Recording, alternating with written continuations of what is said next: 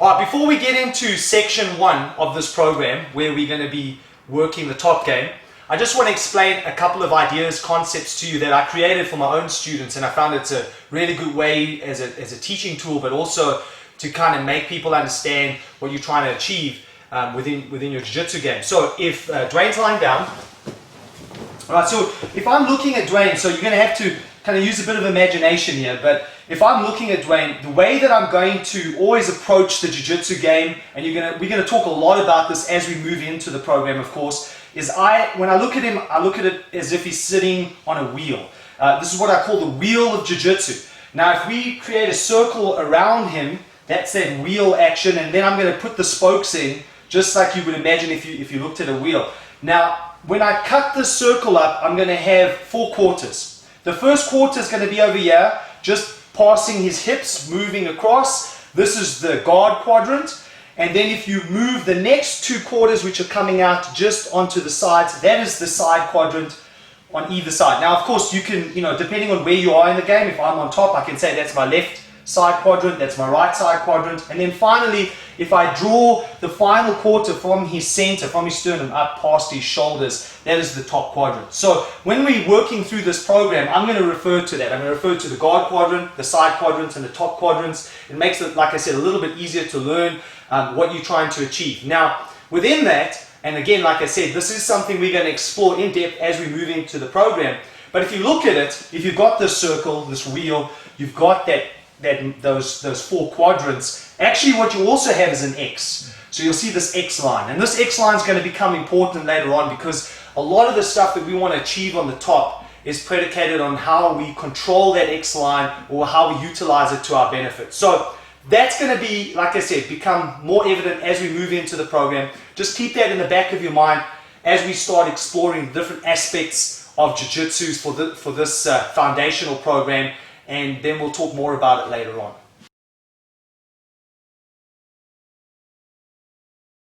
Section 1, we're going to start off with something that tends to be a trouble spot for most people, which is dealing with the closed guard. How to actually open up that closed guard, because unless you can do that, you can't really move to anything else. So if Dwayne lies down, and I'm going to go into his closed guard, and then we're going to start and we're going to work from here.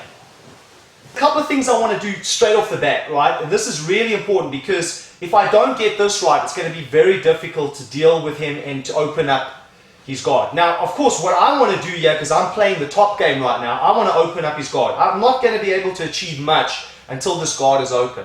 And typically, of course, depending on what kind of game I want to play, once the guard is open, I'm going to be moving to one of the other quadrants. So right now I'm in this guard quadrant. It's closed on me. I have to open it up first.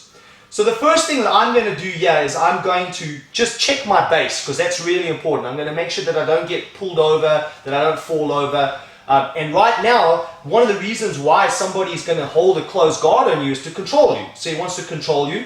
Typically what might happen as well, this person might be climbing their guard, right? So he might be climbing his legs, trying to get them higher, to try to set up a submission. He's hoping that, I'm going to put my arms in that perfect spot for him so that he can open up that guard position and start working for a submission, right? So right now, him closing up the guard on me is just controlling me. It's waiting for me to make a move, and if I make a mistake, he's going to capitalize on it.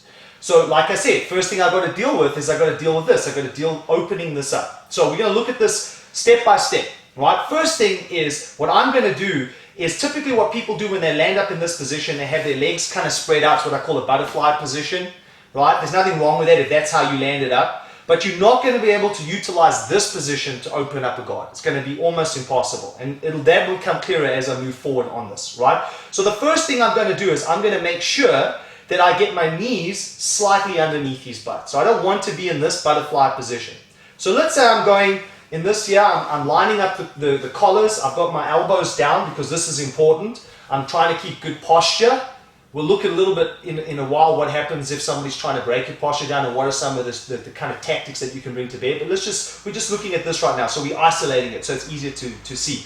So I've got the control on the collar, right? I'm grabbing this collar here, I'm grabbing the bottom part of his gi. I typically, as a rule, try to stay away from the belt, because sometimes people don't tie their belts properly, they don't tie them tight, and this thing moves around, and especially as somebody starts pulling you, you can get dragged forward and get yourself into trouble. So I'm controlling the collars. But the first problem that I have right now is that my knees are in a butterfly position. They're spread out on the outside. I need to start looking to how I can isolate his hips, right? And then I'm going to start working on his legs. So first thing that I'm going to do is, like I said, I'm going to bring one knee underneath and the second knee underneath now. So my knees, crucially, are not together. I never put my knees together. If I put my knees together, I'm going to fall over. I'm going to lose my base. So while my knees are slightly underneath his butt, they're not together. This is important, right? And my elbows are down.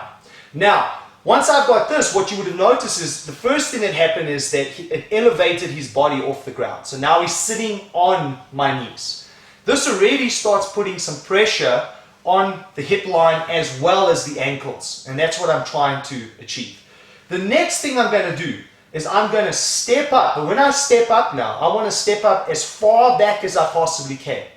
So what I don't want to do here is I don't want to take a step, for example, and put my leg directly in front of him. For obvious reasons, as you see, immediately what he does is he starts attacking that leg, and now I have to deal with another problem. So I want to try to avoid as many of those kind of pitfalls as possible. So let's take a look at that. When I take this step up now, watch what happens. I'm going to step up. When you see the way that my hands are right now, if this is the forward hand position, I'm going to step up with this leg, not the other way around. I want to always use this hand as a way to keep my opponent down, because the other thing he will also try to do is sit up on me. Right? Remember though, we're still dealing with a closed guard right now. So I'm going to step up. Watch what happens. When I step up, I move up, and as I step up, I turn my whole body right as much as I can off to the side. Now, not everybody is going to open up their legs when you do that, right? But you're going to see why this principle is so important.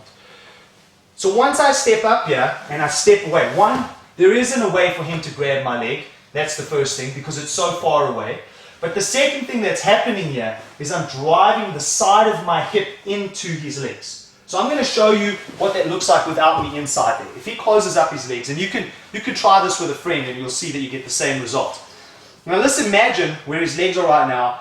We could say that I'm sitting inside there. He's closed up his legs. This is where he's going to be typically really, really strong. So if I say to Dwayne, tense up your knees, tense up your ankles, don't let me strip your ankles off, you'll find that trying to do this on somebody is really difficult. I mean, this is a really strong position. Now, if I ask Dwayne just to relax, and I extend his legs out, so I get this extension, I get his legs to extend as far out as possible, but he gives me the same tension this time. So he tenses up. What you'll find this time around, his ankles pop off. So basically the idea is, as long as his legs are back here, around your waist, you are always dealing with this person's strength of their legs. You're always going to have a really hard time breaking this open.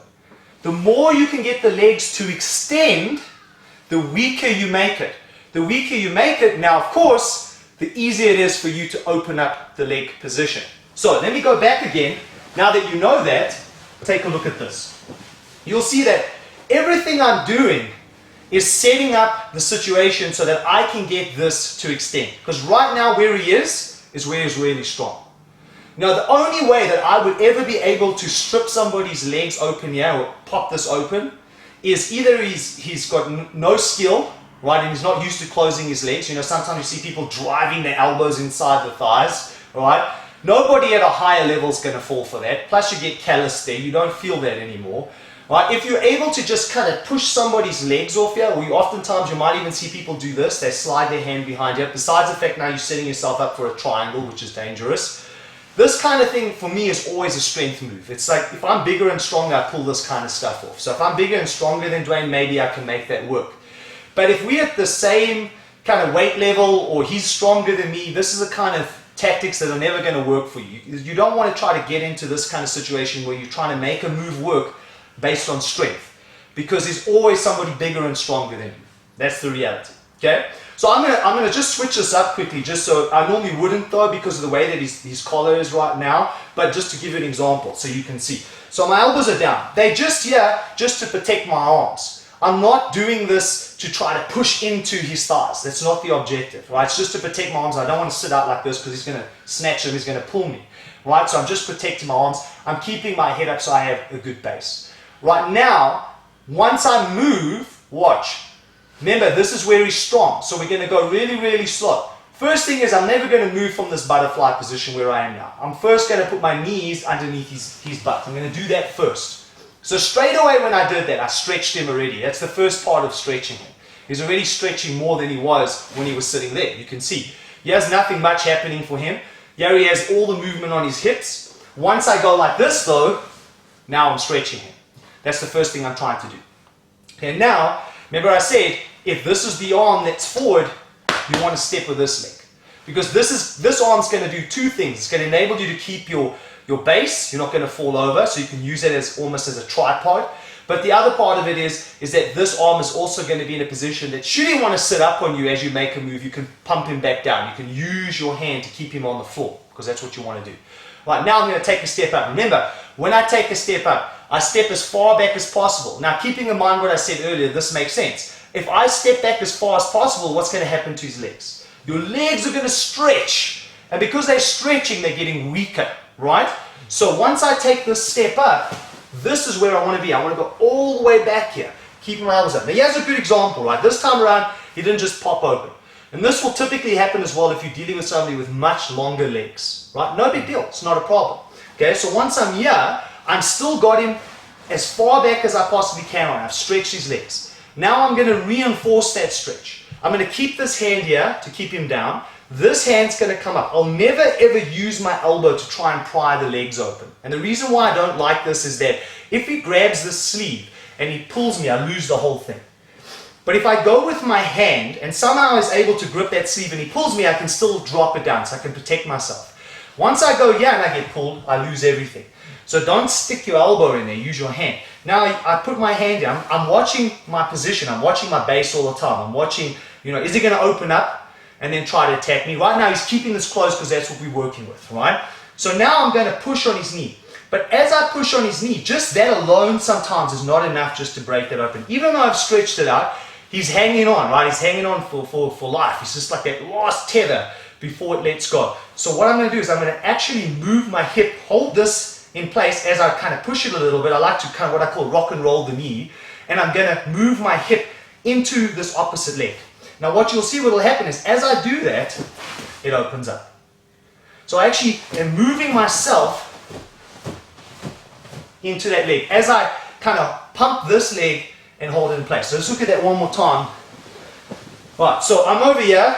Like I said, typically because, and especially the way that he's put his gi on, the grip that I know that's going to be better for me would have been here and yeah, that's a really good grip. I likely wouldn't go this way around. It's hard to get it, right? Hard to get your hand in, but it's okay. It's not the end of the world, right? I'm doing it this way right now so you can see on the camera. So my elbows are down. I'm going to first do what? I'm going to put my knees underneath. That's the first thing. Then I'm going to step back as far as I can. And I turn myself inside here. So I'm really stretching those legs. This hand stays down, just in case he's trying to come up, but I don't do this, right? My elbow is down. I stay with him, stay close to him, head is up. Place my hand, not my elbow, in case I get dragged in. Hand goes here. Now I'm going to rock and roll his knee, and as I rock and roll his knee, I'm going to move myself back and take little steps as I start turning on my knee here. So I'm pivoting until I get open. Now the legs are open. Once the legs are open, now I can start focusing on what kind of guard pass I'm going to do next.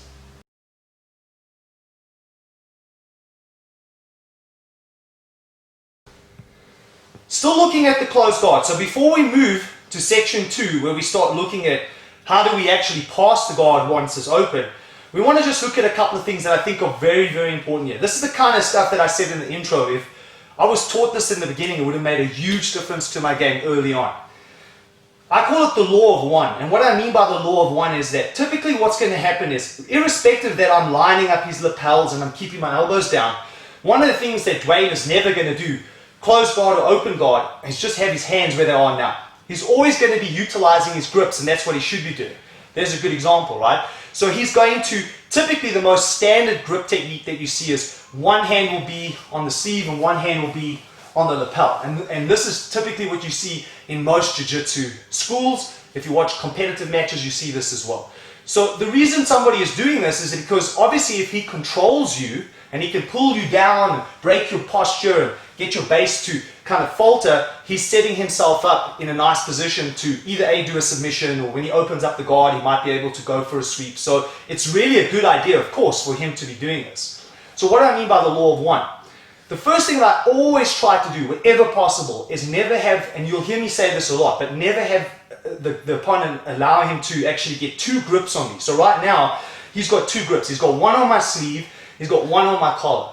My number one goal always is, if I have to deal with this kind of situation, I'd much rather deal with one grip than deal with two grips. Two grips are really, really hard, right? So right now he's got two grips here. That's making my life really difficult. I'm not saying that I couldn't open up the guard from here even though he's got the grips, because as long as I keep good structure, good posture, and I don't panic on this, I likely will still get this guard open.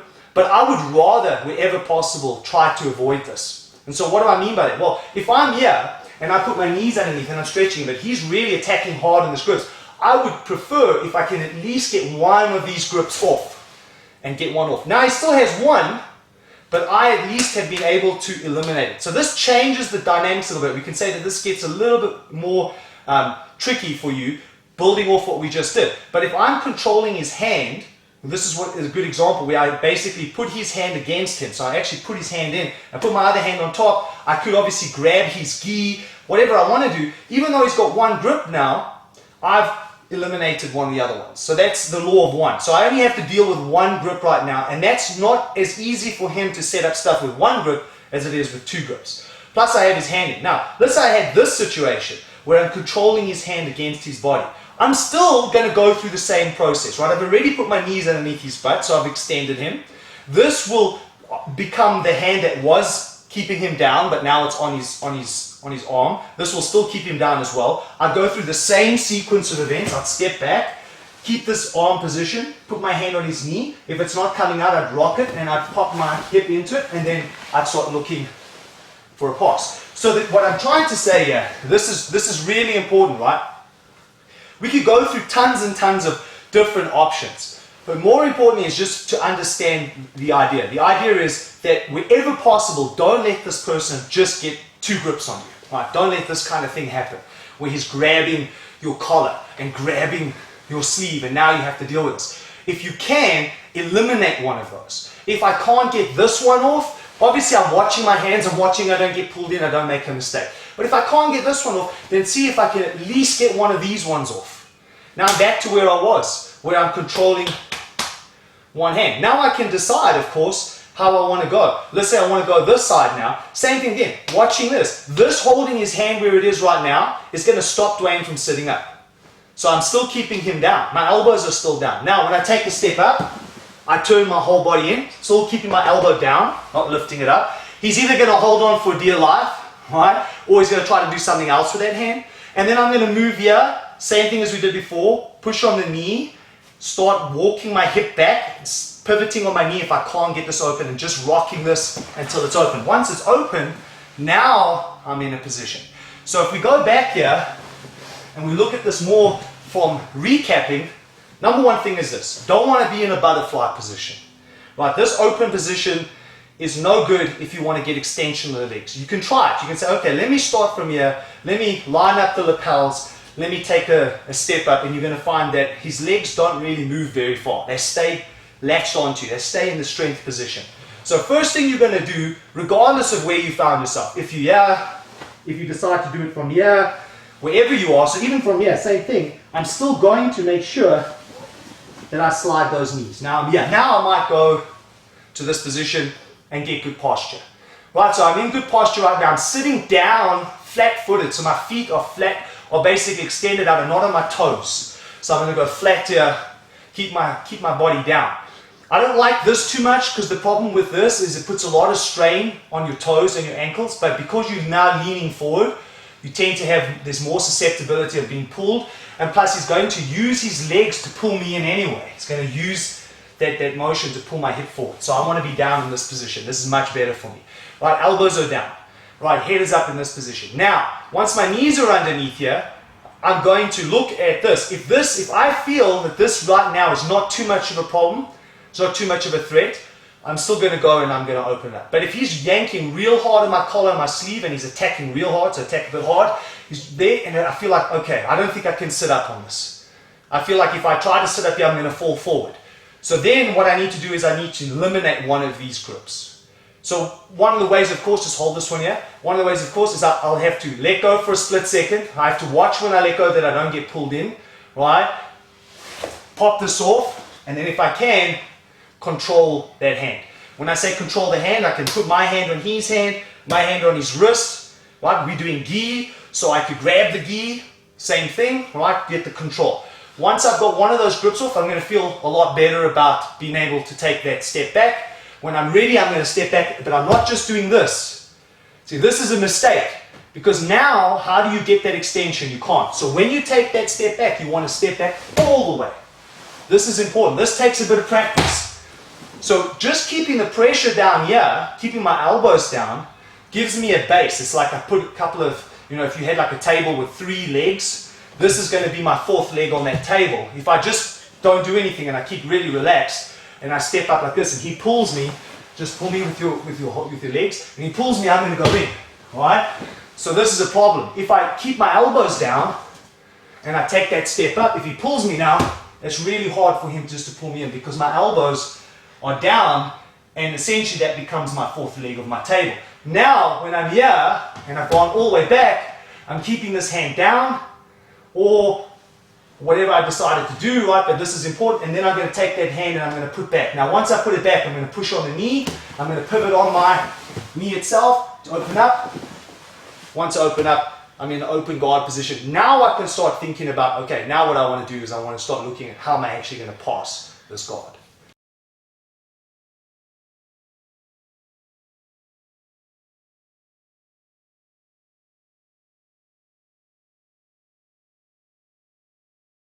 I've opened up this guard, so let's say I started from a closed guard position. I've successfully opened up the guard. Now I need to look at how I'm going to pass. Of course, there are attacks from here. If I'm in this position, if you know leg locks, for example, those are options.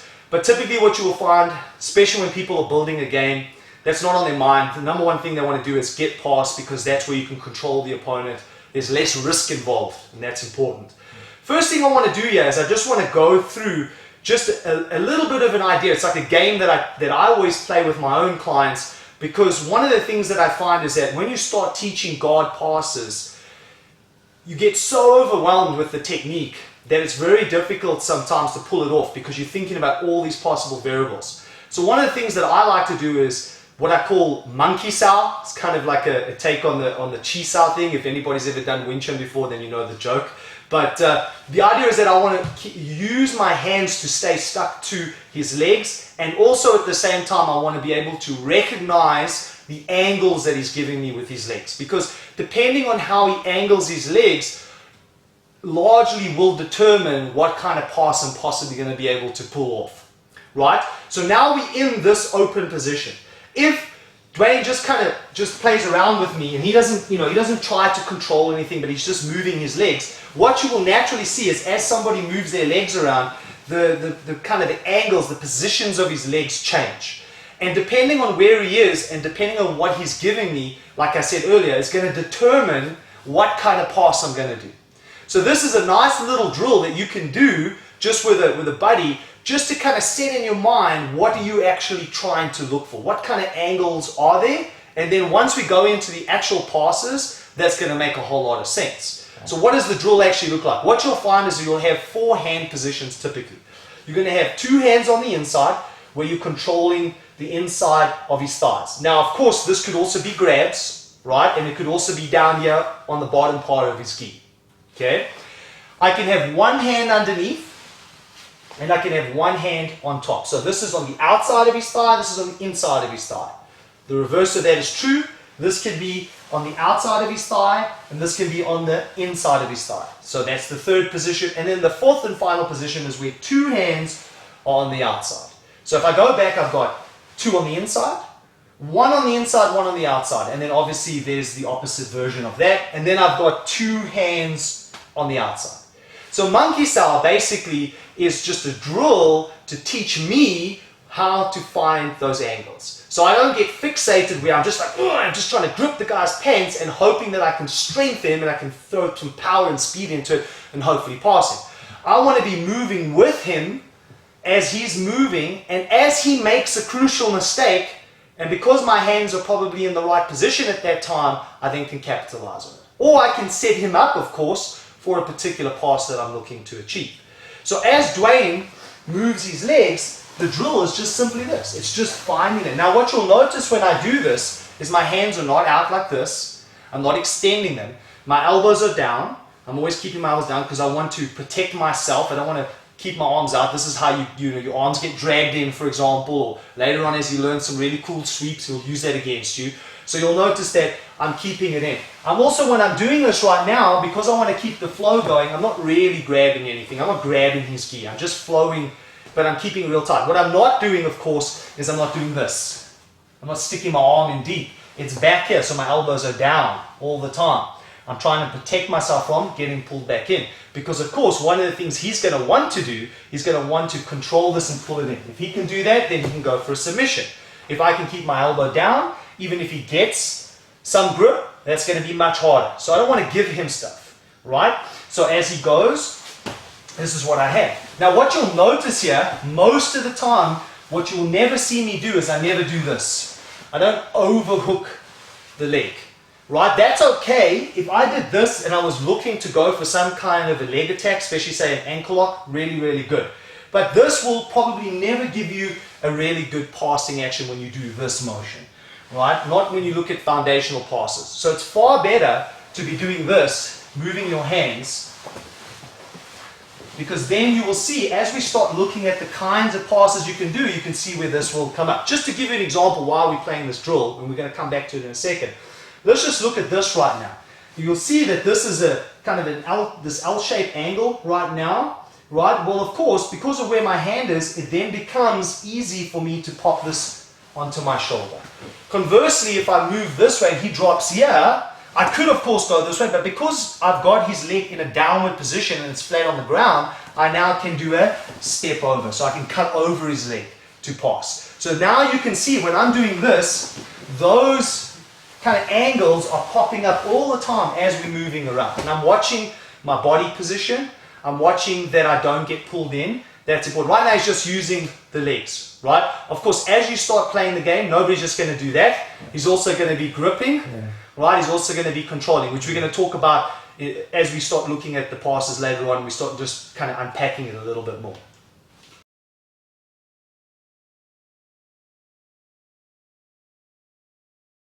Right, so one of the big kind of concepts that I utilize all the time, remember what we're trying to achieve in this program. I'm not trying to teach you fancy techniques, whatever people typically call this, advanced jiu-jitsu, I'm trying to focus just purely on the foundational game. I mean, this is the stuff you want to build into your game so that eventually you can do those other stuff if you want to, like the really fancy stuff. But this is going to become very important when you're dealing with a very aggressive opponent. Your foundational game is key. Also, if you ever want to step into the realm, as I said in the introduction, if you want to move into self-defense, this foundational game is what's going to enable you to be able to do that. Right, so this core concept's important. I teach this all the time.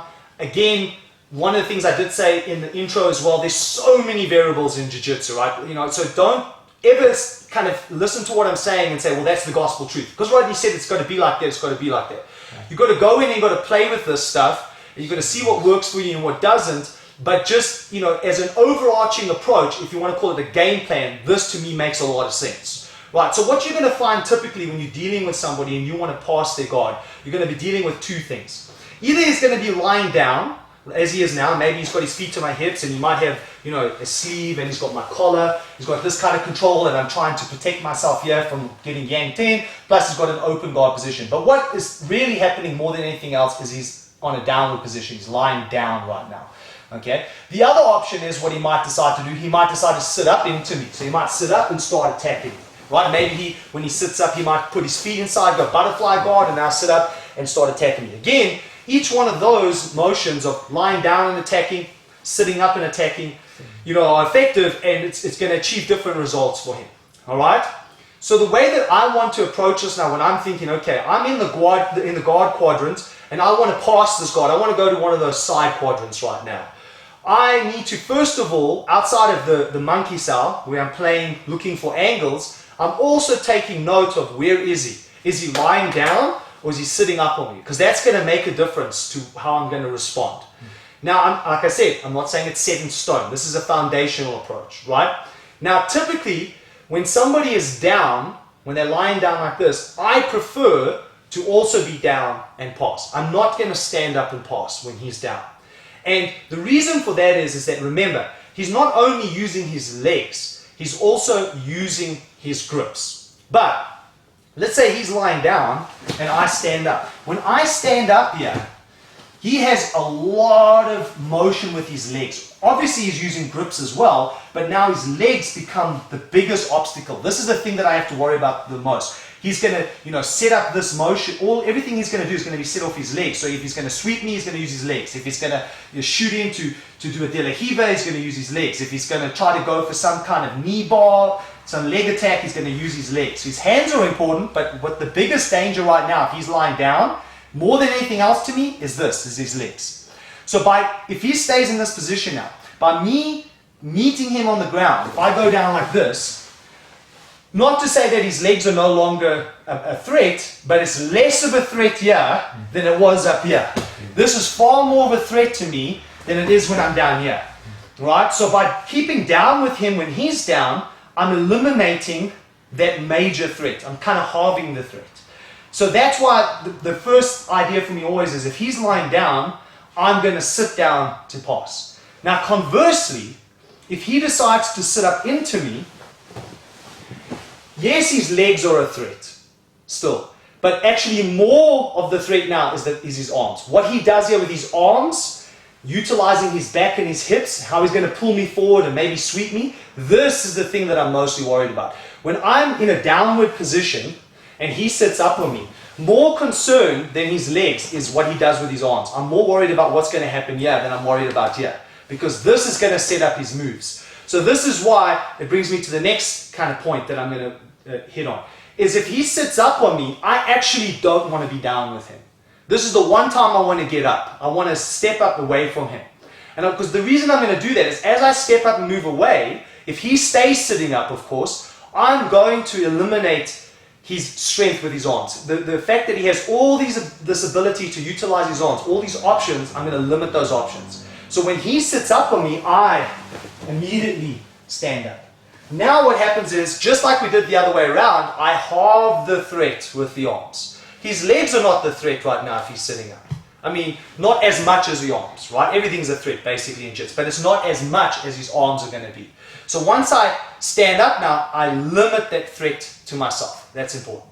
So now what we see is we have a little bit of a game going on, right? If he lies down, and I start off here, and I'm doing my monkey cell, right? Because right now, what is he doing? He's lying down. If he's lying down, I'm down. I'm looking for a down pass, right? So this is what I'm doing. At any time he sits up on me, my first reaction is to back myself back. I'm going to take myself away from him, because right now when he's set up, the thing I'm most worried about is how is he going to control me with his arms. So you're already there, he's starting to grab my sleeve, he's grabbing my collar, then he's going to try to drag me in, he's going to set me up for some kind of sweep, all these kind of things, or he's going to pull me in for a triangle. He's got a lot of options there. So I want to limit his options by backing myself up. This is very important because once we start actually teaching the kinds of passes you can do, so we look at the technical detail, I'm still going to keep that in mind.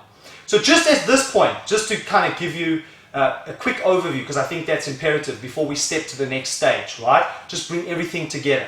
Let's look at this from right from the beginning when we looked at kind of, hey, here is step one, stage one. So he closes up the guard. I'm over here. Well, I know that he's going to be attacking me. He's going to be doing this, right? If I don't feel this is a threat, I'm going to go to open. But if he's really strong here, I feel like he's got my collar real tight, he's pulling me down. I feel like if I take a move now and I step up, this guy's going to yank me down. The first thing I want to do is I want to try to, wherever possible, eliminate one of the grips. Okay, so if I can get this grip off, that's important. If I can get that off, then I've got it off. Right, now once I've got it off, I want to keep that control of it. So now he only has one grip. He's either going to leave it on my sleeve, or maybe he'll reach in there, or what typically people do is they'll try to get this back. That's why I'm keeping two hands on it, and my elbows are down. Now I'm going to take the next step by putting my knees underneath his butt, because I want to stretch this guy back. I don't want to take a step up until I've got this position. Now once I'm here, I'm going to take that step. Once I take that step, I'm going to step all the way to the back so I can stretch his legs back. And you'll notice that I'm staying down, I'm not coming up.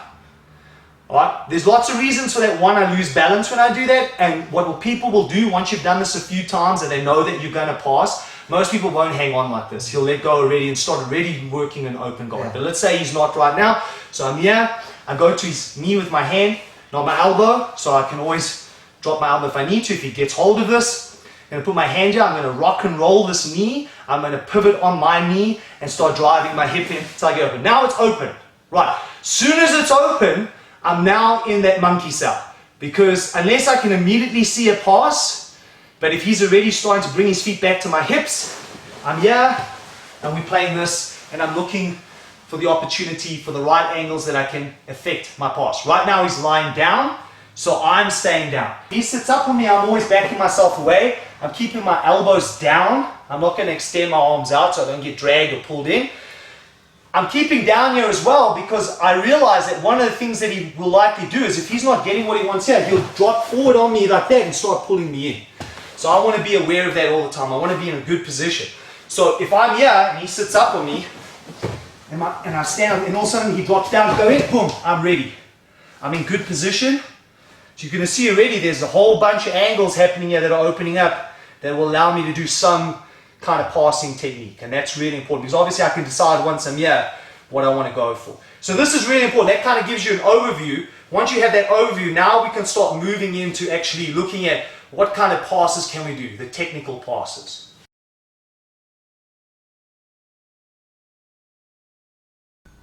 Well, we're going to look now at some of the technical passes, starting with him lying down and I'm in the downward position. I've already explained why that's important from a game plan position, right? So if he's down, I'm down, right? Because I want to make sure that I can utilize my passes here and I'm not working against the main strength, which is going to be his legs, right? So the first thing that you'll find is that as you're doing that monkey sow and you're moving your hands around, you're getting those different angles, what you're going to find is that one of the angles that come up quite a lot is the one I showed earlier on, where it's in that L shape. Right, it's like a tree branch. Right, so I'm moving around in monkey style, and then suddenly as he moves, it's maybe he makes a move here, this happens. Right, so this is where I am. I've got this. Now, just me having my hand here doesn't mean I can do a pass. I can't pull a pass off from here. I never want to either. I don't want to do this where I'm going to throw the guy's leg over and just try to use, because that's a strength move, right? If you do this and you throw that leg over, that's just using strength. That's not technique. If this guy's leg's really big, really strong, and he drops his heel to the mat, that's not going to go anywhere. You're not going to be able to just do that, right? So this is the first part, is one. There, I've got the angle, but now I have to capitalize on it. The next thing I want to do is I want to drop myself in and get this leg to ride on top of my shoulder. Because as I said, if I go like this and he drops his heel down, then a lot of people will be able to eliminate that pass, because now you're dealing with the fact that they've locked that position down, okay? So what I want to do is to take that away. As soon as I get this and I see an opportunity, I'm going to go, yeah. And what you'll notice is I slide myself slightly in, and immediately what happens is this leg is riding on top of my shoulder. Now, if he decides he wants to hook his leg down, he can do that, but he would have to drive me through the floor, which is humanly impossible, all right, in order to get his leg off this position. So once I'm here, it doesn't matter how much he drives down, he's driving onto my shoulder, right? So I've eliminated that possibility. If I just, like I said, just try to do this here and he drops his heel, now I'm going to fight this. If I get it, I know I got it because I use strength, right? If I do this, I'm now starting to work good technique. He can drop his heel down, it's not going to make any difference. Now, I want to make sure that he doesn't get this leg off, because obviously if he can slide his leg off, then we're back to the problem again. So I want to keep that real tight. So you'll notice that as I do this, I hug the leg and I keep it close to my ear. That's my first move. So while I'm doing my monkey sow and suddenly I see this, that's what I want. I'm keeping this elbow down too. Very important, right? Not stick it out here, right? Don't leave your hands inside. So bring your hand back. It might be here. It could also be here. That's also fine. It doesn't have to be there. It can also be there, Right? I'm just going for that single underleg pass. So we're going to keep this angle because it's good for the camera. So I'm hugging this, and so he can't put his heel back down to the mat. Right, next thing I want to do is a little bit different, I guess, to how some people do it. I'm going to bring myself in, and as I bring myself in, I'm going to reach across with this hand, and I really want to get that collar over there. I want to grab that. So I move in, and I lock myself towards him. So I actually clamp. We'll show another angle in a second, but I clamp my leg behind his back, and I keep the collar, and I drop my elbow. Again, you'll notice I keep saying this over and over. These kind of motions where you drop down and lock your whole arm as much as possible against somebody's body is a really strong position. You want to be very careful that you don't like do this kind of thing, because if you do that, that's where you get pulled, or that's where somebody can attack your elbow. So by doing this, I eliminate that. I keep this real tight. Right? So let's just move back a little bit. Yeah. Come back. Alright, so I'm over here. And I'm locking myself to him, keeping it real tight. You always hear this in jiu-jitsu, right? They say, you know, whoever controls the hip controls the fight, or you want to control the hip. A lot of times, like even when I was coming up as a white belt and a blue belt, I didn't fully understand what was meant by that. Here's a good example of how I've actually controlled that hip. I've locked myself towards him. I'm keeping my head tight towards his leg. This now, the way that I'm controlling and my hip, is eliminated the option for him to pop his leg over. It's going to be really difficult to do that. Now I'm either, like I said, controlling here, or I'm doing this. If I'm going to be honest, I would rather go underneath because that's safer. There's still a slight chance somebody can explode and do that. Now you're dealing with a triangle because he's going to lock that thing up straight away. So out of the two, you want to go here. If you are going to go here, you want to drop your elbow down. So if he does pull, your elbow is against his back of his leg, right? It's against his hamstring. So now he can't just pull it in. But if I did this, oh, now I'm going, right? So it's either down or it's underneath. Right, once I'm here now and I've got this control position, I'm now going to sprawl out. And when I sprawl out, I'm going to shove some pressure in because I want to isolate his hip. I want to give as much pressure as I can. So once I'm here now and I've locked this up, I'm going to come up. As I come up, I'm going to get my legs back and I'm going to keep my pressure on. What you can't really see is how I'm using my chest here to lie up against his leg. I'm putting my chest on his leg. If I can even get my hip to his own hip, I'm going to do that as well. So once I'm here now, I get that control. Now all I've got to do, keep my elbow down, is I just have to turn the corner with my head and just move this way until I get a pass. Now you'll notice that my hand is right here in his hip. You always want to have something in the hip. Otherwise, if you don't do that, the minute you make a pass, this person's going to pull guard on you. We're going to look at that a little bit later because that becomes really important. I'll explain to you why I feel that's crucial to do with your hand versus anything else that you could pull off. Alright, so let's look at this pass again. So I'm over here. I get this position. We'll go this way this time so that you can see a different angle. So I see this. This is a good time for me to go. I drop myself down. So if you want to, you know, sometimes I'll even do this if I need to. I just need to wash my base when I do that. Depends on, you know, how much space I've got. Sometimes the space isn't that big, but I still think I can make it if I do this. Okay, that's fine. Ideally, it would be nice if I can just pop it on to my shoulder. That would be the easiest one of the lot. Right, so once I get this on, right, remember what I said, I want to reach across to grab that collar. I want to get that collar. Alright? Once I have that collar, I'm going to move myself in. I'm going to lock the hip out. So this is important for me. Yeah. I actually bring my knees and I tighten my knees together. Like I'm squeezing my knees against his body to lock this hip out and my elbow is down. Now Dwayne can tell you that that's pretty tight already. Yeah. Most people will try to push out of this, and so that's why as he extends his leg, I'm not going to just let him extend me. Right? As he extends, I'm just going to keep myself in with him. So I'm taking a lot of his hip mobility away. The strength of the hip is gone. Once I'm here now, I'm going to extend my legs. I'm going to go into that sprawl position. I'm going to drive this knee as if I'm driving it to this opposite shoulder. Coming up. Now all I've got to do is slowly turn. I can use my shoulder here as well to move this leg, keeping my hand inside his hip, and I'm in the cross-side position. Now to the second pass on the downward position. Right, so Dwayne's down. I'm playing my monkey sow. I'm looking for my angles. At some point though, I get two hands underneath. So now I've got two hands underneath, and I decide that, I'm going to go for a double underleg pass, or what's often referred to as a steering wheel pass.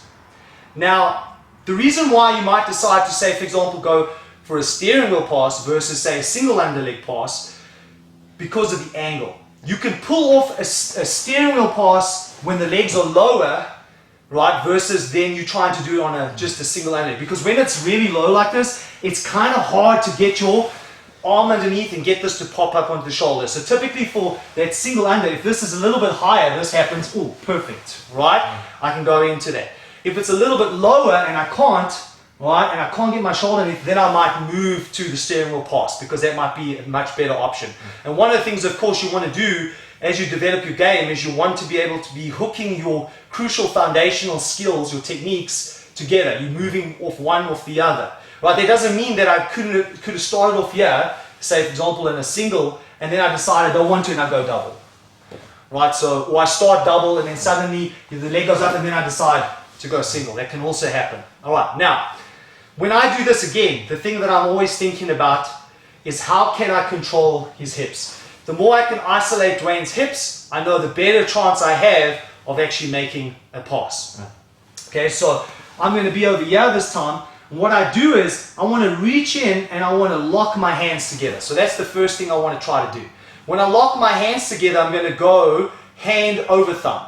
So I try to avoid any time using it against the fingers. One, it's never a strong grip, so there's a very good chance you can pull out. Plus it's tiring holding it in this position. It can make you tired doing this. Yeah. This is a lot more efficient energy use as far as the grip goes. So once I'm here, so I've done my monkey, so I see this, I see, oh, good opportunity to go double under. I want to go there. Now, once I get my hands together, very important, at the same time as I get my hands together, I'm going to explode my hips forward. I'm going to move my hips into him. So I'm not going to try to do a pass here. This is not what I'm going to try to do. The problem again is, even just there, you can see that his legs are hanging over my biceps. If you latch your feet to the ground, it's going to be hard to move.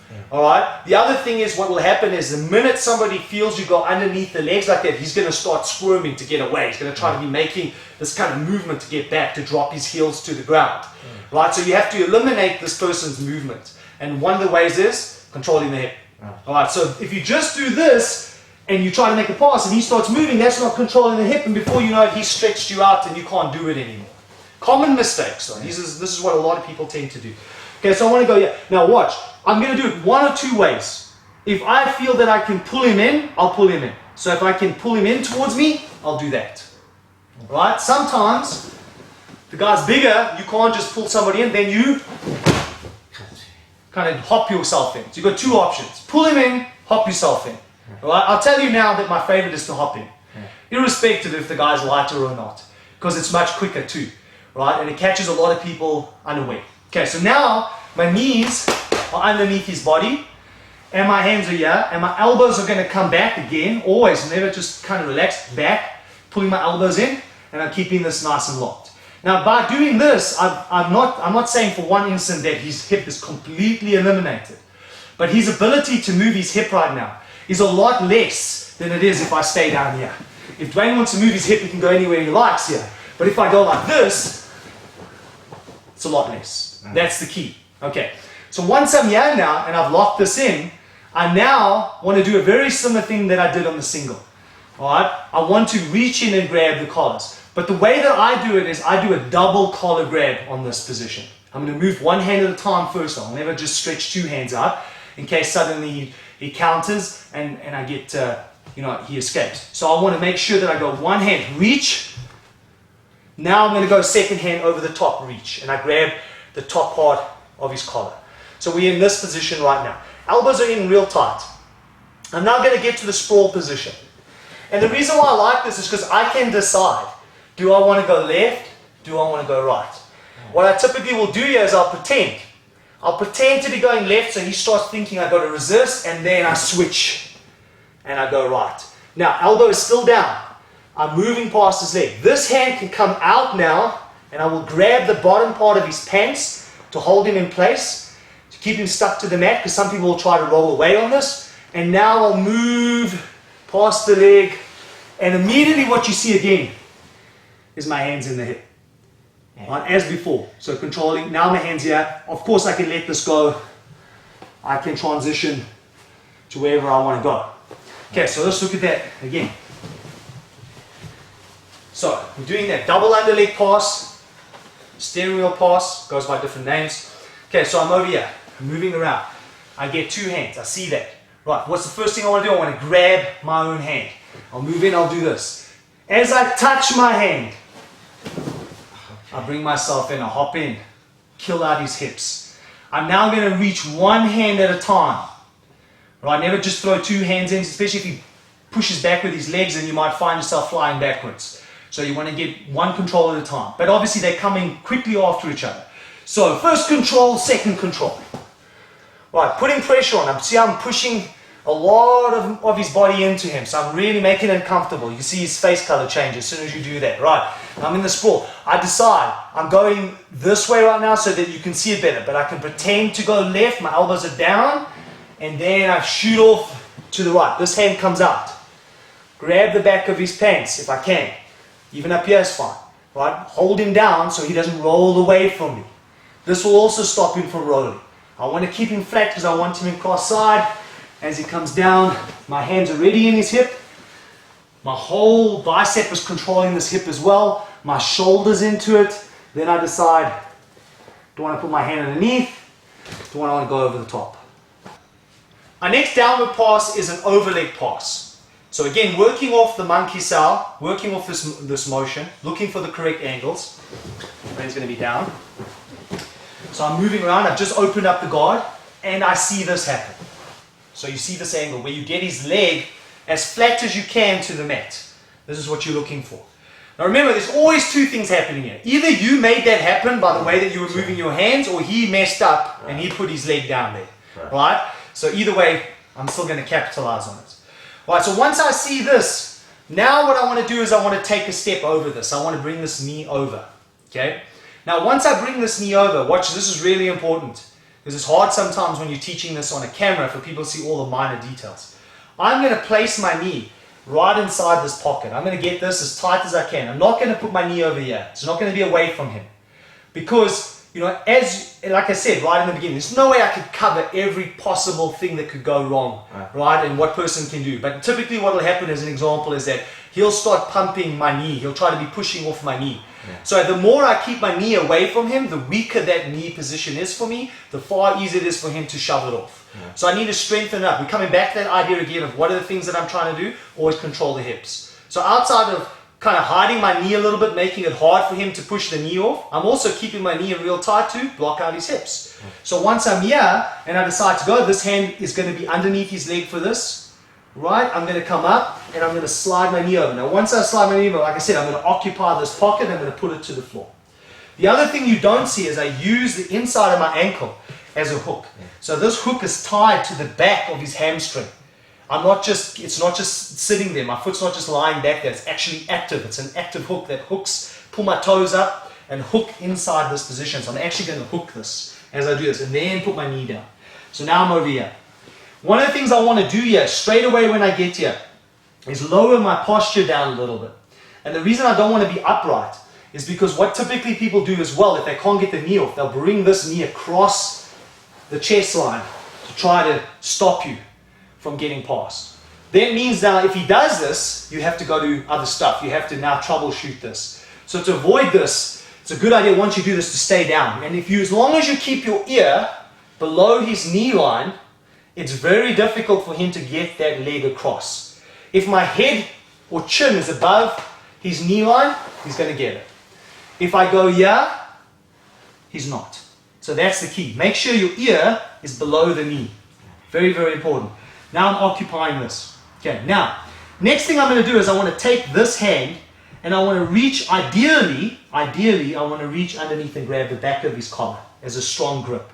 Now, I realize that not everybody's going to just let that happen.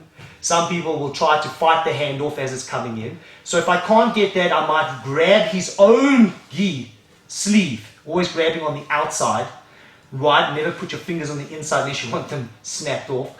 Grab on the outside, and I might use that as my post. So this becomes my post. It allows me to get this angle that I need on my body. Or I can use this. let's say right now he's allowed me to come in. I've got this. I've managed to get around here. And I'm just behind this knee. I'm going to keep my whole body low, like I said. Now, immediately what I do is I start looking towards this leg. I'm going to look towards it because you're going to see why in a second. So I don't want to be looking over here. If I'm looking over here and he starts driving me this way, I'm going to go off. I can tell you now, he's going to push me off that way. He's going to be able to basically just get me off him. I want to make sure that I can keep as much pressure on him and that that's not available to him. So as soon as I go here, I want to do this. I actually take my ear and I put it down here. It might be on his arm. It could be on his chest. It depends on what's happening over here. Right, so I'm over here now. Right. This hand over here, we'll show you another angle in a second, but this hand is around his thigh. It can even be grabbing his belt. It could even be grabbing his gi pants. So either one is going to be work. You just want to keep a lot of pressure on this leg. Alright, so I like the belt if you can, because the back of the belt's really nice place to hold. Right, now I've got this underneath, right underneath his back, right, going to his scapula. Keeping this arm tight, not loose, so it's not this, real tight. Now, this is the crucial stage. This last final part is where people get swept, where you get reversed. So yeah, you have to be very astute about how you're utilizing your base and your balance. Alright, so now, what I want to do is this. I'm going to lift this leg up. I'm keeping this pressure in here, nice and tight. I'm going to put this knee right on top, and I'm going to let this go. And what you'll see immediately is that knee is inside his hip as this leg extends. Now I'll do something odd here. I'll actually let go of the belt and I'll bring this across and block out his hip for a brief second. Once we start looking at the actual cross-side position, I'm going to go over why that's important. Just for now, just note that every time I pass, I'm always putting a hand in the hip. Right? There's three ways to block out a hip. We will talk about that. You can go with your hand, you can go with your knee, you can use your own hip. Right now, building a foundational game, let's just stick with the hand. And like I said, when we get to cross-side, I'm going to explain. Alright, so let's do another angle on this. Okay, so this time around, I get this position, right? This is where I see it. Typically, my hand's going to be on top when I do this. So my hand's on top, right? Because I'm trying to keep his leg down for that brief moment in time. I'm going to step up and over. I'm going to occupy that spot and keep my knee real tight. My hook is in, nice and strong against the back of his hamstring. Next thing I want to do is I want to make sure I keep myself low. Remember I said as long as my ear is lower than his knee, it's going to, not impossible, but much harder for him to pull that knee in. This hand is going across, and I'm going to reach in, and I'm going to bring it right across and grab to the opposite side. So I'm grabbing that opposite shoulder scapular area. You see already my head is turned. I don't want to be here, because if he throws his arm this way, I'm going. Right? So if I keep my head this way, even if he had his hand in front of my face, so put your hand down, even if he did this, that's very hard for him to do that. But as soon as I turn my head, there I go. Very, very easy. Doesn't take much to do that. Okay, so I'm here, right? This is where I am. Now, I can reach down, and if I can find the belt, I can grab it. Now, right now, I can't see where his belt is, right? So I might keep this. I can even do this, no problem. Grab his gi. The thing is, what I'm trying to do is I'm trying to lock out his hip this side and use this hand, my shoulder, and my ear to lock out this position, right? So when I'm here and then I move, so now it's real tight. Now this foot's going to come up. Remember I said this is the crucial part. This is where you've got to worry a little bit, right? You don't want to step up too high and then you get thrown off. So I step up short. It's a short step to here. I don't do this is what I'm saying. Don't go too high because you'll get thrown. So I step up. I place it on top of the other leg. Once it's on top of the other leg, I release it so it slides into the hip and I keep it real tight to the hip. This leg is sliding back. I now switch my hands and I go to control. Right, so I'm going to do it this way because this one's quite technical and a lot of times people miss some of the subtleties. So if I'm over here now, remember, as we get this, there I am. Elbows down. I keep myself low already. Preferably I don't want to be up here when I do this. Because if I do this and I step over, I still have to bring myself down. If I can already be in this kind of semi-crouch position, it's a lot easier. I'm already in good position. you'll notice already what's happened. My ear is lower than his knee. So that's going to reinforce the possibility of the pass. It's going to make it the higher possibility for a pass right now. So I go over, right? This hand is coming across. I'm turning towards his leg. This is tight behind his back of his hamstring, right?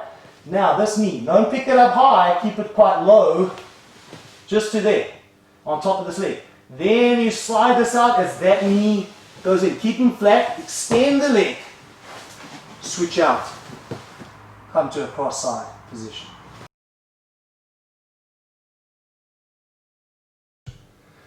Alright, now I'm going to deal with him sitting up on me. So up until this point, we looked at 3 crucial passes. I mean, these are what I call high percentage passes. Yeah. The single under, the double under, and placing your leg over. So basically cutting past over that top of that leg. These are like the crucial passes. You see them all the time, the high percentage moves. Yeah. Of course, there are tons of other passes. Yeah. But these are the passes I feel that, like I said, high percentage, but also build your foundation. Right, so while I'm playing this monkey style, and he may feel that I'm trying to pass either under or over his leg, he may decide that he's going to try to counter this by taking that sit-up, right?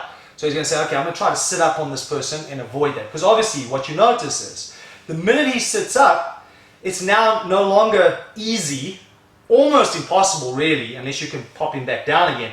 How are you going to cut over this leg? It's going to be really hard, because of the way he stands. So he's already putting a brace in the way, he's stopping me. How am I going to get underneath? It's going to be very difficult to do one of those 3 passes we just did, right? But remember what I said when we were looking at just the conceptual framework. I said one of the things I want to do is, if he decides that he's going to sit up on me, I'm not going to stay and fight with him. I'd much rather just stand up, negate this arm position. I know that his legs are not as much of a threat if he's sitting up, because he has less movement with his legs. And I would rather then do which we typically would see as a standing pass. So now I'm going to try to stand pass with him, right? But the way that I do it is, again, I want to do foundational stuff. I'm not going to go over a lot of things here. I'm actually going to focus pretty much on one standard pass here. Again, a high percentage move. So once I'm here, I decide, okay, no, I don't want to be able to get up. Remember, I keep my legs away from him because I don't want to have it close. He's going to try to jump in and grab my legs all the time. So I want to, just back up a bit. I always want to make sure that I keep my legs away. Okay, so this is where we are right now. I'm actually going to, it's not always possible, but if I can get it, I want it. I'm going to place my head, my forehead, on his shoulder. And once I have my head on his shoulder, this is crucial. If my head is this side, I want to pass that way. If he switches the hand position, and my head is this side now, I'm going to pass this way. Why am I saying that? Well, here's the problem with this. If I'm over here and I decide I want to go here, he's going to turn and take my back. Straight away, he's going to take my back. So the only way that I can stop him from doing that is by crossing over on him. Right? By crossing over on him, I control this position. Now he can't just turn that corner and take my back because my head's in the way. Right? That's blocking him. Okay, so let's just stay here so we can have a look. So I'm over here now. My head crosses over. Now, it's either going to be on his shoulder. It's either going to be on his neckline. Sometimes it might be on this side. That's also okay. Right? As long as I'm crossing this way. Just don't look this way and decide you're going to go past. You have to cross over with your head, pushing him in an angle. This is something we're going to talk about a lot when we hit the cross side position, especially when we're looking at controlling. But I'm always outside of the wheel of jiu-jitsu, right? We're looking at quadrants. We're now working in the guard quadrant, and we're trying to go to the side quadrant. We also have an X there. And whoever controls the X as well, those X angles, that's the person that's going to control the fight. So right now, if you notice, when I place my head at that angle across his body like that, I'm on that X, which is going to give me a much stronger position to leverage him. Right, so when I go like this now and I put my head here, what I'm going to do on this pass is I'm going to just essentially try to block his leg out. Right, now he's sitting this way this time, right, so he's up like this. I could go this way, but what I'm going to do, as I put my head here, I'm actually going to go this side. Because like I said, preferably I always want my head on the opposite side. That is the best place to be. If I land up with my head here and I go this way, it'll work, but it's still risky. Right? It's better to be on the opposite side. So if he's up like this, and I put my head here, I'd much rather go here. I'd rather be in this position because that's going to be a much stronger pass. And as I said, now my head is blocking him out. He's not going to be able to instantly take my back. Where if I don't do that, there's that risk, right? I want to control this leg, and we'll switch the angle. I'm holding this leg to the mat, right? I'm controlling the pants. I have this here. I'm going to start pushing past. As I get to about here, and he's just about to go, I can feel he's just about to go down, I'm actually going to switch my hands, put my hand in his hip, then switch this hand out, and go to my cross-side position. Right, so let's give it a different angle this time. Let's say Dwayne sits up this side. Right, so I'm over here. I've stood up. I have my head against his shoulder. I could go this way as long as I keep the pressure down here. But I would much rather prefer to go across this way. Because, like I said, if I'm on this angle, now I've got that X. He has to drive into my head, which is not that easy. He can't take my back. Right? I'm going to hold this pants down. I'm going to keep that to the mat. So it's like I'm smashing it to the mat. Holding and smashing. Keep my head on his shoulder. I'm going to move. When I just about to feel that he's going there, see how I'm actually dropping my elbow too? I don't keep it straight up all the time, dropping my elbow slightly. He's just about to go. I switch my hand. So there's an X here, right? And now I switch and I go to the cross side position. Right, if Dwayne comes this way this time, just so we get a back one. Okay, so I'm over here. Let's say he's lying down. Let's kind of look at this, how this probably would work if we were live rolling. So I'm over here, I'm trying to get it. He sits up. Right, as soon as he's set up, I want to have my head here. Now, look where my head is because of the way that he's set up. I could go this way, but I probably won't because then I have to deal with these legs as well. Alright, as long as I'm using my head here though, he can't take my back. I'd rather switch to this side. You'll see straight away when I did that, he's going down. As he's going down, switch, move, go to the cross side position and get the control.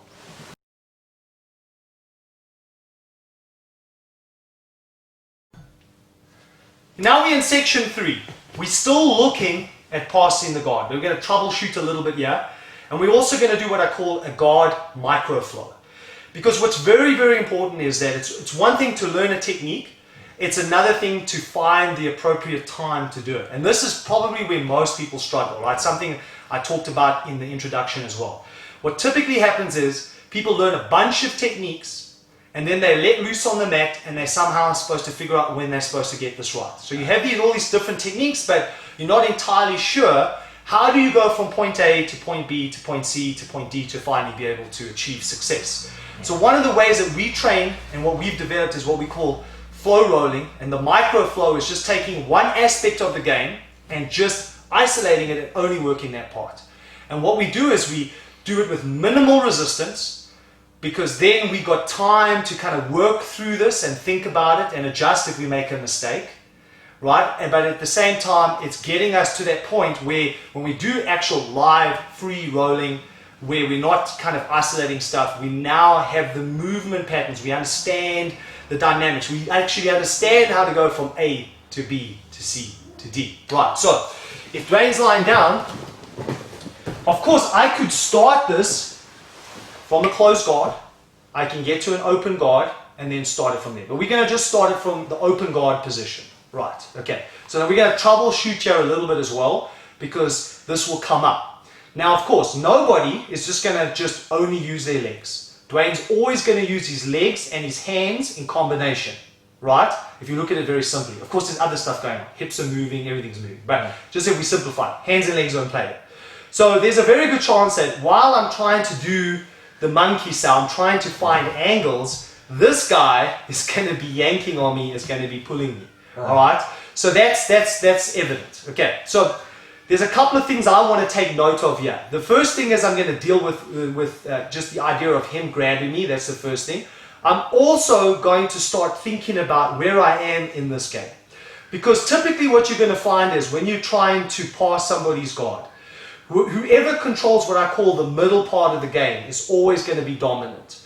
And so what I want to do is I either want to close him off or I want to stretch him out. Those two things allow me a better opportunity of passing. So let me explain that first, right? If you see where Dwayne is right now, and if he, say, grabs my collar, grabs his sleeve, however he's decided, but you can see I will consider this the midline. This is the midline right now. And typically most people will start here and then try to work a pass. Nothing wrong with it, right? And we're going to explain how we kind of utilize this to advantage. So it's at this place here where I'm worrying about the grips, trying to avoid getting pulled in or my arm snapped in or him setting up those sweeps. At the same time, I'm looking for an opportunity to create some passing opportunity. I'm looking for the passes for the angles, right? However, I don't want to stay here to pass. I don't want to stay in the midline to pass, because if I try to stay here, he will always be able to capitalize on his position and his leverage. He'll always be able to move his legs. He'll always be in dominance with his hands, right? Always with the sweeps, everything is here.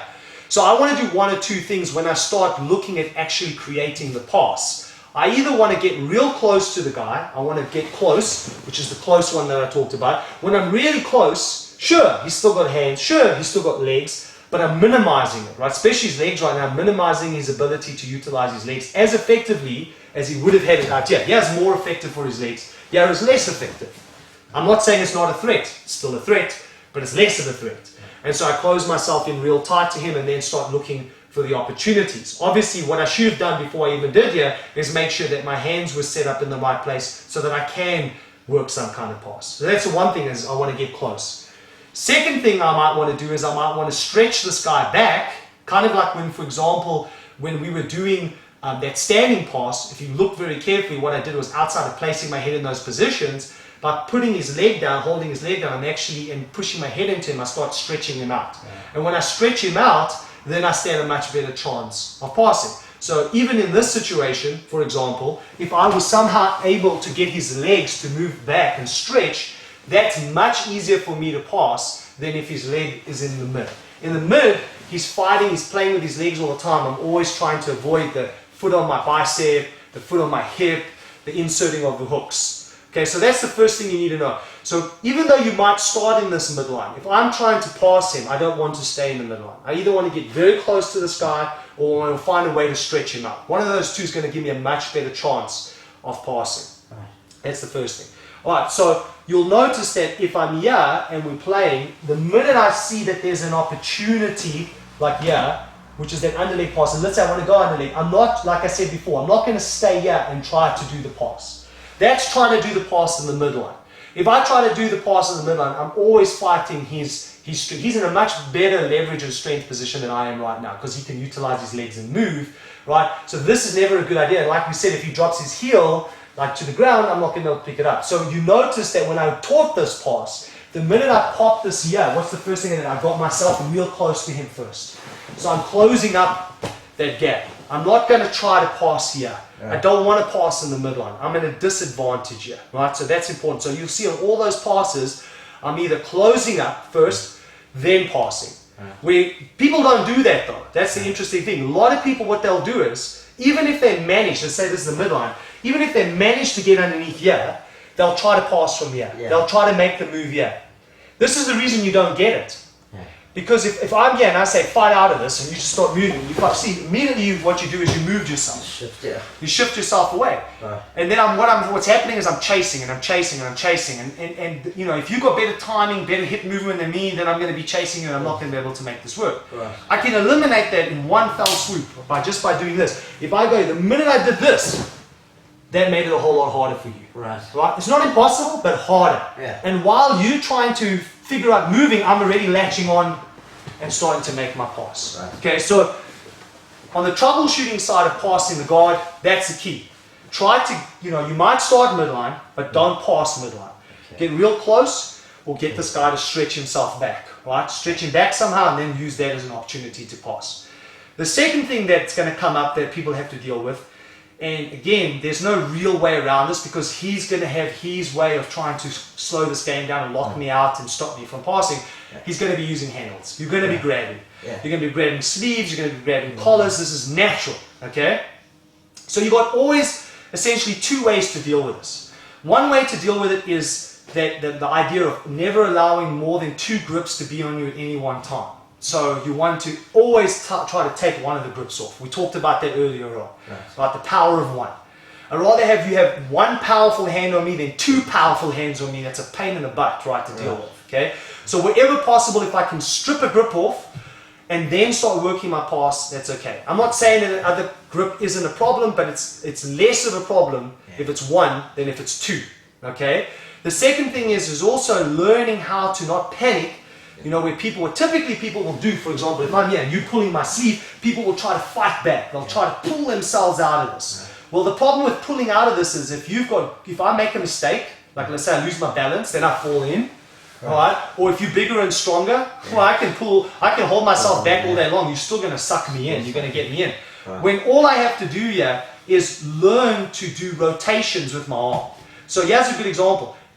And of course, once it's over here, it's too far. There's nothing I can do about then I have to deal with that. Right. But the minute I feel this and I feel, oh, there it goes, there it goes, there it goes. If I just did that and I hit my hand, so I actually used the back of my hand there. I went like this and I just turned my hand in. I've already eliminated that. Yeah. Right, once I have my hand there, now of course, because my hand moves inside my sleeve, I can rotate it and I'm here. Right. And what happened there is your grip broke. It might not always break, but at least I got my hand in. Yeah. So what you'll see a lot of the times, when for example, when I'm teaching this and when I'm playing this myself and I'm looking to pass the guard, I realize that you're going to be attacking me, right? You're attacking me, and I don't want to be pulled in here. Yeah. So I want to hide my hands, and I'm doing this. Now, once I'm here, the next thing I'm going to do is what? I'm going to close myself in. I'm going to get real tight towards you. Right. Okay, now you'll notice as well that if it's here, I'm going to grab hands. I'm going to control the sleeves, whatever. Because this is better. If I can get this and this, it's even better than it was before. Yeah. Right now, all I'm going to do, for example, if I want to pass, I'm going to reach in, I'm going to grab, and now I'm going to start affecting my pass. Right, so if we go back again, and you're playing a little bit, this time around, I feel I'm going in, up there, and now I'm here. So now it's under. Now you'll notice, you look here, here's a grab on my collar, okay? So yes, this is a problem, but I've got my hands underneath right now. You now need to worry about the pass, all right? And at least there's only one I have to deal with. All right, now the next thing I'm going to do is what? I'm going to close my hands up, all right? Remember, always thumb over. And as I touch my hand, I'm not going to try to pass here because I'm in the midline. And if I'm in the midline, you're going to be able to move. Right? So if you want to move back, yeah, you can. And now you stretch me out. And you actually see that a lot. People get stretched out there and they're trying to still make it work. When all I had to do is, as I touch my hand, grab the collar still low. Right? I'm not going to stress out about this too much, right? Because I've got my hands underneath here. Right? As I touch my hand, boom! I throw myself in. Now I'm controlling the hip, right? Now I have good control. Once I'm here, now I start working like we did, where I cross over and I decide, okay, which way do I want to go? Hand goes to the bottom of the pants, and I move. Right? So if you come back here, again, Dwayne. Okay, so here's another example. Right, so if I'm over here, and you playing your guard, just play your guard. Right, I might want to get that off. So just by not allowing you, keep going, just by not allowing you to grab and then seeing an opportunity to move and pass, that's what I'm looking for. Yeah, but what made it possible for me to get that was that I'm not letting you get the grips. So this is important, right? When I want to pass the guard, the less I can let you grab me, the better. Right. But at least, if there's one grab, it's okay. But once you start going two, I try never, personally, wherever possible. If you've got two hands on me, I normally don't try to pass. Yeah. Because it's very dangerous. Because now you have a really good, strong grip. Yeah. I only have to make one mistake and you're gonna sweep me or pull me. Okay. So typically, what will happen here while you're playing your guard, I'll sit. I'll keep him in base. I'll see if I can control hands. I'll see if I can get a grip off. So there what I did was watch. I grabbed on your hand. I keep your hand to your leg. And I do this. Because it's not nice. Right? Okay. If this still wouldn't come off, I could do this. And do this. Now, okay. Now I've got one to deal with. Right. So what I might do with this hand now is I might dig it. And swim. And do that. Now I've killed it up. Now you might re-grab. But now you've only got one. I've got this one still. Right. Now I'm going to look to get close and see what kind of pass are you going to give me? Right. Now, I'm not saying for 1 second that this is always possible. Right. This in your head is the game plan. The game plan is don't let the guy grab you. If he's going to grab you, at least have one that you're dealing with and not two. Right. Try not pass if there's two. If you do want to get a pass, remember, don't pass from the midline, close up that gap. That's the first thing if you can. Now obviously I said the other part was, one of the other ways is to stretch him out, right? So if I'm over here and you're lying down, and you're having a real hard time controlling me here, you might decide you're going to sit up. Yeah, and as you sit up, I'm out. Right, so I'm keeping my legs away. Now I place my head here. Now this is what I mean by stretching out. I grab the pants and I lock it to the mat. Right, I'm now moving this way. I'm keeping your leg in place. But if you sit down, you've stretched out. Yeah. That's what I mean. So come up again. Alright, so once I decide I'm going to go this way, I'm holding the leg in place. Right, I've moved myself away. I'm no longer, this is the mid. I don't want to be here because this is where you're strong. Right. I either have to be close or I have to be far away. So I go up here. Now I stretch you out. And as I stretch you out, I'm able to effect a pass. And then finally, on the troubleshooting section, is something I said I was going to talk about a little bit later on. Whenever I pass, you'll notice that every single time I pass, I always place my hand in the hip. Yeah. Now, I'm not saying, that other people won't have a different way of doing this, because lots of people have different kind of opinions and approaches. This is my personal approach, and it's worked really well for me. What I have noticed is, if we go back to this, the wheel of jiu-jitsu, right? Remember I said there's a guard quadrant, a side, and a top. Right. And I said if you look at it from the top position, you have an X. I want you now quickly just to focus on those lines, that X. And I'm simplifying it. This game is so fluid, but for me, it's the easiest way to kind of break it down. I'm not saying for 1 second, I've said this the whole way through, that everything is set in stone.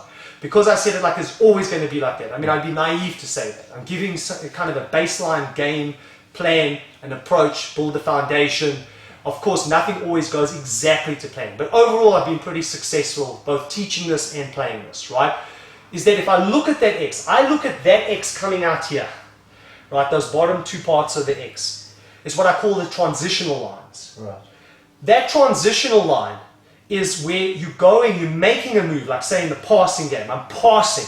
It's in that moment from going from the guard quadrant into the cross-side quadrant, or the side quadrant, on those transitional lines is where I'm the most dangerous. That's where I can get myself in trouble. If you're going to probably escape, you're going to do it there. Okay, so what does that mean? What am I actually saying? I'm saying this is an example, right? If I'm going over your leg, right? Once I'm here, and I'm never going to pass from the midline, right? So I go and I close up the gap, right? I'm still in the guard quadrant. Yeah. But now I want to go to a side quadrant because I want to get you in cross-side. That's my goal right now. I'm not just going to sit here. I want to pass this, okay? Right. The place that I'm most vulnerable is not here when I'm doing this, but it's when I'm just going over. That's that line, right? Okay? If you simplify, it's in that line where when I'm coming out of the pass, when I'm just getting cross-side, where I'm the most vulnerable. So it's right here, as I get it, is where I'm the most vulnerable. Right. Because what you're going to want to do is, you're not going to want to lie there. You're going to want to escape. Yeah. Okay, so what I found is, almost always what you have to do is that you have to stop and slow the person down. You have to basically settle him, control him, before you decide to do anything else. Okay. So let me show a typical common error that I see, and this will kind of make it, I think, stand out. A lot of times what people do is, let's say we go real slow. I go under leg pass, they get the under leg pass, and I'm doing it not exactly perfect technique, just to show. And then they'll do this kind of thing. They'll throw their arm over this side. But you're turning towards me already. And you may be going like this, right, exactly. So you put your hand underneath. Now, I've already lost it. Now, I wanted cross side, but you already moved to your side. So now what I have to do is I have to deal with this. Right? Where actually what I really wanted was I wanted this. Right. So now I have to either change my position or find a way to get you back down. Right. So let's look at that again as an example. So I'm over here, I'm going underneath, I get my pass, but as I get my pass, I'm throwing my arm over. There's that line that I'm worried about, that transition. I'm transitioning into cross side. It's in that moment that I'm getting the cross side is where I'm the most vulnerable for you to escape. Right. So the way that I deal with that on all my passes is rather than doing things like that, I realize that it's in the second I'm getting the next position where I'm the most vulnerable. Right. I have to stop you, I have to close you down. So when I go this way this time and I come across, and as you start turning towards me, my hand's already in your hip.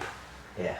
And now by putting my hand in your hip, I'm able to stop that motion for a split second. I stop the escape, right? And the reason I prefer to use the hand, because like I said earlier, you can also use your knee, and you will use that at times, right? And you can also use your hip. But out of the three, the hand is always faster than any of the other two. What's going to be quicker? My hand. It's going always faster than my knee, always faster than my hip. Right? Once I've stopped you from moving, so like once I'm here and you've tried to escape and I've got you and I've secured position, then of course I put a knee in, bring my hand across and start looking if I can mount an attack. But in the moment that we are passing and I'm going to the next position, I want to block it out. So again, just to reiterate, I'm passing the guard and I'm going to the side quadrant. The side quadrant, what am I trying to do? I'm trying to get across side. The guard pass is there, of course, but it's in the moment as I'm getting cross side, as I'm getting to the side position and I'm trying to lock it down, where I'm the most vulnerable to you, getting the escape.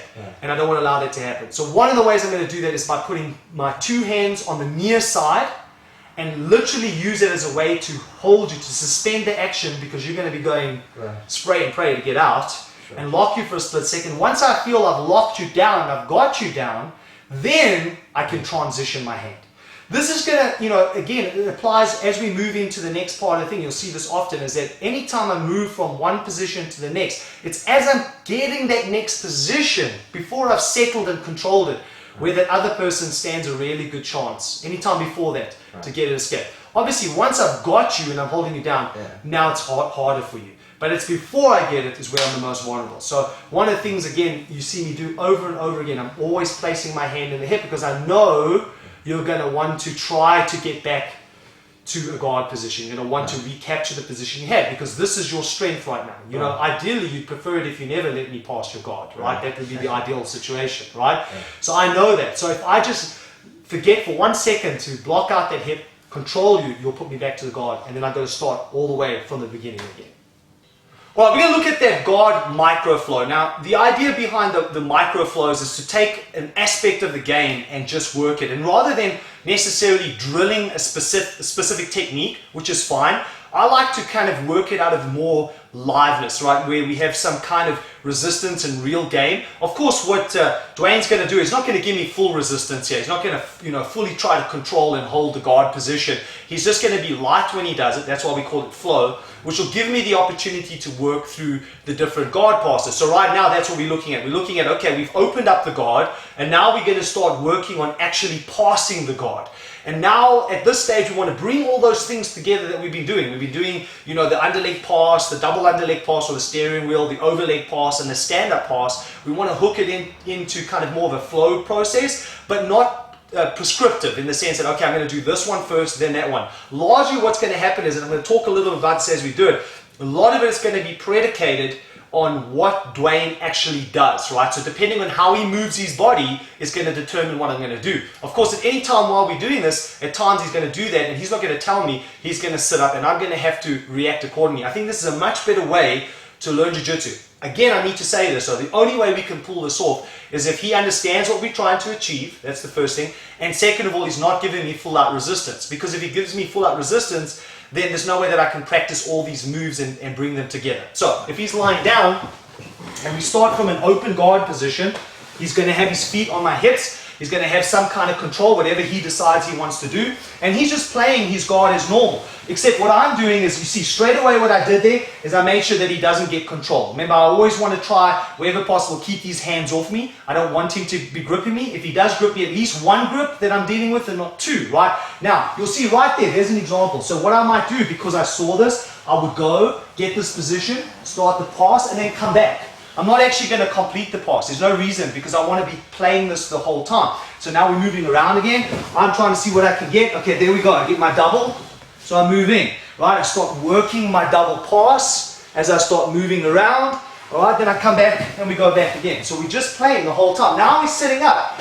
That's my time to work my standing pass. Right, I'm going to move past. As I do that, I block out the hip like we did before and getting down into the cross side position and then go back. Now here's the thing, right? Because we start working with a live opponent, I'm really more interested in the principles and what I'm trying to achieve, more so than like being 100% accurate on every technical piece. Because the problem is that, you know, when he's not giving me resistance, it's very easy to say, okay, yes, point A, point B, point C. But as soon as you're dealing with a real live person, you have to improvise in the moment as well, depending on how he moves. Right, so yeah, he's playing his open guard. I'm moving around. There's that opportunity again. Now I've got that single under. Right, once I'm here, I'm going to move, keep my elbow down, get my pass to this point, and then come back and play around again. Now we're playing that guard, trying to make sure he doesn't grip me wherever possible. He's sitting up, I'm standing up because I don't want to be down. My head's this side, means I've got to go that side. I move around, I block out that hip because I don't want him to pull back to the guard, get the position, he's going down and come back. So that's what I mean by working the microflow for the guard. You just keep trying to see how you can bring all of those together, right? And depending on where he does. Now, in that kind of exchange, I didn't once go over the leg. Just because the way that you were moving, I didn't feel that I could get it. So now that I'm aware of that, and I realize, okay, you know what, I didn't actually practice any of my overleg, we can go back again. This time around though, I want to make sure, as we're playing this guard, that I do get that opportunity to practice that. Now I'll go here, get to this position, I know where the pass is, and then come back. So then we play again. So all I want to see is just this flow. Sometimes he sat up, and then he decided, he's going to go back down, so I stay down. And we can play that into this as well. For example, let's say he sits up, I stand up, but then he decides to go back down. I want to be back down straight away and look for those opportunities. So now here is my single underleg pass. I start making that pass, I stop, I come back. So we keep making this thing as real as we possibly can, but there's not this maximum resistance, which means I can't pull it off. So once you bring that together, you're really having a nice game where you can just focus on one element, guard passing, and keep coming back and working it over and over. This will give you your fluidity and your technique is what you really want to try to achieve.